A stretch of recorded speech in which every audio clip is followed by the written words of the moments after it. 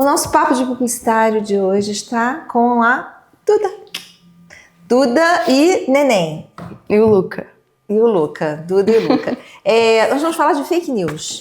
Me diz, por que você escolheu falar de fake news no seu trabalho acadêmico de conclusão de curso? Na verdade, é um tema que eu venho trabalhando muito desde o ensino médio. A minha escola, na época do Enem, focou muito nesse tema como um possível tema para uma redação. Então, eu fui trabalhando o meu repertório em cima disso durante o ensino médio.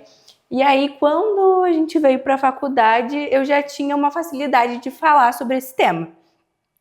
E aí, eu pensei em como inserir o tema, né, com o que eu estava vivendo, estava vendo muito na internet.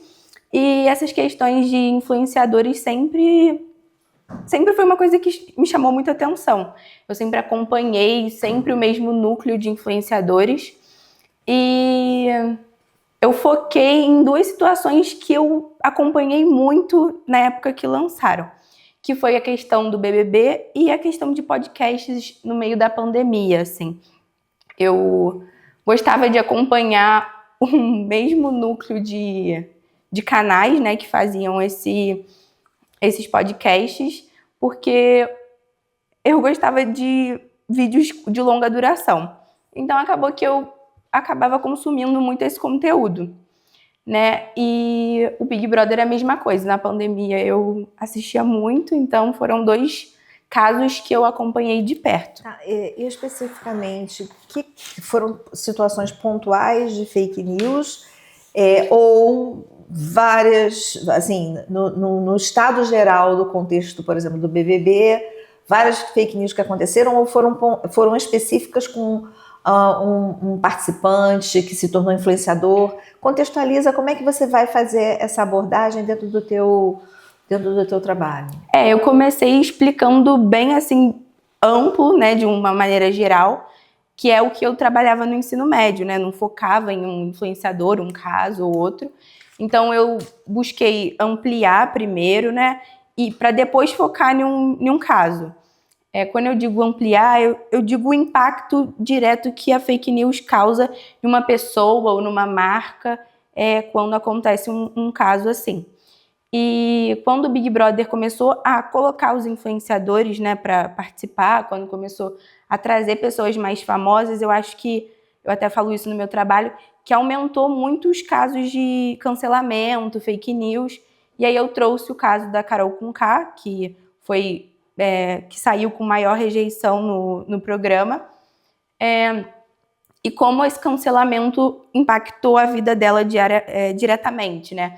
As marcas que ela trabalhava, o conteúdo dela, ela precisou ficar um tempo fora das redes sociais, então acho que eu trouxe das duas formas no meu trabalho, mais amplo e depois um pouco mais focado, assim. Fazendo uma ponte com a publicidade, aí a sua conexão desse estudo do fake news está próximo do impacto que isso causa nas marcas que estão associadas às pessoas que foram envolvidas, né, nesse contexto. As marcas estão, pelo que você tem estudado, as marcas aprenderam, estão preparadas a lidar com isso? Sim ou não? A minha metodologia foi analisar um pouco nesse sentido, né?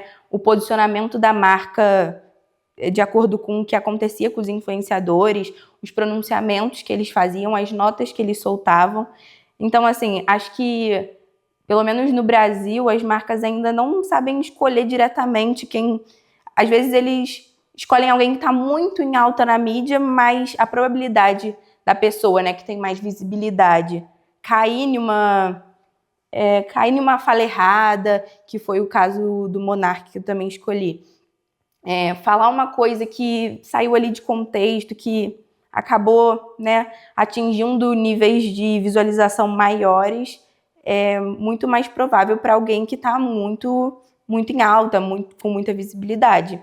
Então, muitas marcas ainda não sabem escolher, né, alguém com uma credibilidade maior, que está mais tempo no mercado, e acaba caindo em contradição, acaba estragando um mercado que vem trabalhando, né? Porque eu explico muito isso no meu trabalho, o peso de um cancelamento para o influenciador cai diretamente para a marca que está associada a ele. Às vezes a gente compra uma marca, né? Compra um produto de uma certa marca por conta do influenciador, mas também deixa de usar o produto diretamente porque ele está associado àquele influenciador, àquela pessoa pública. O brasileiro perdoa? Eu acho que perdoa, mas assim... Demora. Acho que critica mais do que perdoa. Critica mais do que perdoa. Você falou da questão, de uma certa forma, deu a entender que você percebe da falta de responsabilidade, não é falta, mas assim, a responsabilidade das marcas em selecionar influenciadores que vão representá-las. Vão com muita sede ao pote, então eles estão mais preocupados com o número de seguidores, performances, do que maturidade, valores, reputação. Não? Certamente, se tem uma marca mais cuidadosa, ela não vai se arriscar. A gente está falando de risco. Né? Então, poderíamos dizer que hoje o mercado, as marcas estão arriscam mais. Eu acho que arriscam mais porque hoje as marcas elas preferem usar a imagem de vários influenciadores do que consolidar um e falar assim, aquele influenciador trabalha sempre para tal marca. Então, por exemplo, um influenciador que trabalha para várias marcas, você fica assim, mas será que ele usa isso tudo? Será que ele realmente usa aquele produto? Você vê um influenciador que está muito, muito em alta, que tem uma condição de vida, né, muito boa, vai usar uma marca tão brasileira assim? Será que ele não está optando por uma marca internacional, estrangeira? Então, às vezes, acaba caindo em contradição e a marca não percebe que ela está escolhendo um influenciador só por conta do número e não cativando quem segue ele, né? Porque acaba que você vai fazer um trabalho com uma pessoa que não tem a cara da sua marca. E aí as marcas estão perdendo, acho que, esse feeling, sabe? Eu estava conversando com a Jamília sobre a questão das mídias, o trabalho dela que ela vai fazer sobre as mídias digitais. A gente estava fazendo uma abordagem em relação aos influenciadores e eu estava assim, com curiosidade acerca da forma como os micro-influenciadores são selecionados, enfim. E a gente chegou ali, compreendemos essa dinâmica que existem agências de publicidade que agenciam, né, influenciadores. E aí as marcas vão, junto a essas agências, buscar fazer essas parcerias. Talvez porque as marcas, de uma certa forma, poderiam fazer um trabalho preventivo em relação a fake news. Primeiro, você poderia selecionar alguém mais maduro, uma pessoa que corra menos riscos. Isso é uma escolha estratégica que a gente percebe que às vezes não há um cuidado tão grande assim, né, nesse processo de seleção. Mas talvez não seja por conta, assim, não seria possível, e aí eu estou aqui elucubrando com você, tá? Uma forma das marcas reduzir a possibilidade dessas crises, porque são crises que refletem nas marcas, né, nos brandings. Fazendo algum tipo de... Eu imagino que num contrato fique lá, né? Toma cuidado com o que você diz, como é que você se comporta. Não sei se você já tem algum tipo de conhecimento sobre a forma, até que ponto uma marca determina esse tratamento desse influenciador, a postura desse influenciador, ou ele só recebe um brief assim, cuidado onde você está, opte por não estar num lugar neutro, coisas assim básicas do trabalho de divulgação e talvez menos da forma de se conduzir, de não se envolver, e aí de repente isso está implícito, mas o influenciador não assume isso como uma coisa importante a se conduzir. Até que ponto uma marca, né, chega nesse nível de cuidado, atenção? Porque me parece que é uma coisa assim, fulano tem 5 mil seguidores, vamos contratar. Fulano tem 1 milhão de seguidores, vamos contratar. Sem pensar muito, se vier a crise, a gente administra. Eu acho que as marcas têm mais controle quando se trata do trabalho. Então, o trabalho vai para aprovação, né? Eles vão analisar. Mas, assim, eu acho que, infelizmente ou felizmente, o influenciador ainda é uma pessoa comum, né? Vive a vida dele. Então, acho que eles teriam sim que ter esse cuidado, né? Por ser uma pessoa pública. Mas eu acho que hoje em dia uma fala errada, né? Um lugar frequentado errado, né? O influenciador acaba sendo visto, né? Pode ser flagrado, tudo mais, e acaba manchando a reputação da marca. Em Petrópolis, inclusive, a gente tem essa gama de influenciadores. Eu também trouxe muito isso nos meus trabalhos de pai, que eu também fiz sobre influenciadores, mas eles acabam escolhendo sempre as mesmas pessoas, e se aquela pessoa muda um pouco o nicho, ela precisa deixar trabalhos. E acho que aqui em Petrópolis não acontece isso. Então a pessoa, às vezes, mudou o nicho, né? Que acontece muito com influenciadores, questão de religião, questão de emagrecimento, e acaba não sabendo recusar uma marca.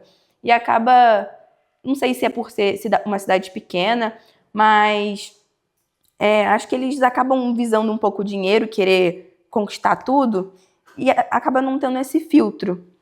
No meu trabalho eu também falo sobre a assessoria, né? Como ela ajuda esses influenciadores na questão de aceitar um trabalho que não tem muito a ver com a personalidade da pessoa. Porque eu acho que a probabilidade de um trabalho dar errado, né? Manchar tanto a marca quanto o influenciador, também tem isso de você aceitar um trabalho que não tem nada a ver com você. E aí acaba perdendo um pouco. Entendi.